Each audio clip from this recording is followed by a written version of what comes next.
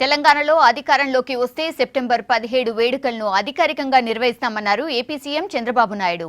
NTR trust భవన్లో జరిగిన తెలంగాణ విలీన దినోత్సవంలో పాల్గొన్న ఆయన జాతీయ జెండా ఎగురవేశారు. తెలంగాణ విలీన దినోత్సవాన్ని ప్రభుత్వం అధికారికంగా నిర్వహించాలని కోరారు. స్వాతంత్ర దినోత్సవానికి ఎంతటి ప్రాధాన్యం ఉందో సెప్టెంబర్ 17కు కూడా అంతే ప్రాధాన్యత ఉందన్నారు చంద్రబాబు. ఇలాంటి ముఖ్యమైన విషయాన్ని తెలంగాణ ప్రభుత్వం అధికారంగా జరుపుకుంటే చాలా బాగుంటుందని చెప్పడం జరిగింది. దానికి నేను కూడా ఏకీభవిస్తున్నాను. ఈరోజు మనకు అధికారం లేకపోయినా తెలుగుదేశం పార్టీ ఈరోజు ఒక విలీన దినంగా మనం జరుపుకుంటున్నాం. అదే కానీ మన పార్టీ అధికారంలోకి వచ్చుంటే తప్పకుండా ఈ దినాన్ని ప్రభుత్వ పరంగా విలీనంగా చేసే ఆలోచన ఉంది. అది జరిగి ఉండేది.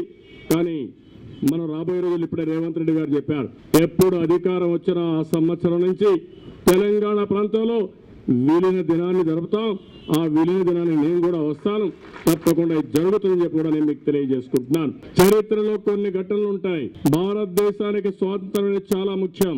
భారతదేశంలో స్వాతంత్రం ఎంత ముఖ్యమో తెలంగాణ ప్రాంతానికి ఈ రోజు సెప్టెంబర్ 17న విలీనమైన రోజు కూడా అంతే ముఖ్యం.